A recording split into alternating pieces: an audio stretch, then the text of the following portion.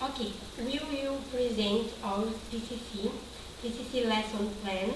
I am LigiaFelipetto and my colleague is SamaraBraghini. Hi. Our theme is double-weight questions and nationalities. In this work, we try to develop the best strategy to create our lesson plan. And we try to develop our lesson plan meaningfully for the learner and not being discontextualized. As said is, the communicative process involves a real-world activity. And the group we will work with is for 6 years and for 25 students in a public school. Class duration is 5 classes and 2 classes a week for 45 minutes each. Okay, the first lesson, our objective is asking questions and answers about personal information, such as name, age, country, nationality, and other things. The materials used in this lesson is copy of the activities to its students and pictures from newspaper or magazine of famous people. Procedures to be followed when teaching class is deliver a famous people for each student. Write on board questions to ask. How old are you? Where are you from? Where do you live? What's your name? And other questions. Explain that each one will represent a famous person, and through the questions, classmates try to discover what the person is.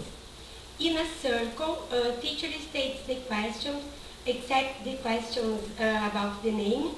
Then students continue asking until they know who this person is. After that, students copy the questions in their copybook to answer with your personal information.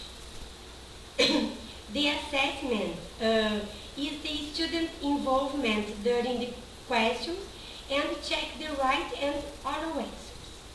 And the objectives of lesson 2 is realize a research about different countries, include nationality, language, location, weather, typical food, and so on. After it, make a poster with researched information about the country. We will use a computer room for the research and cardboard pictures about the country, mark, and group. Procedures of this class divide the class into groups with 3 or 4 students. Each group will research about just one country. Research about flag, language, location, population, weather, foods and drinks, famous people, place to visit, and other questions about the country that the students choose for these activities. And after it, make a poster with the pictures, flag, and some important information about the country. Our assessment is assessing the interest of each student and their involvement in doing the activities. Okay, the lesson 3, our objectives are show the research information about the chosen country and discuss and asking about research information. The materials used is adhesive tape to fix the poster on the wall. Procedures to be followed are each group showing in English the research information about the country. The students should try to explain the research with our words. The students read the text. After the presentation, teacher starts the question and discuss about the research information. For example, what's the food that people enjoy most? Where is the country located? And anything. The students should answer corresponding questions. However, if they don't know, teacher can help them by gestures and saying similar words in English. Finally, teachers should encourage other students to ask questions. Apart from causing considerations about difference between the research countries and our country. The assessment is the student's presentation, the knowledge acquired about the 10 researches and oral skills and answers. In the lesson 4, the objective is relating the country to its language and nationality by a memory game.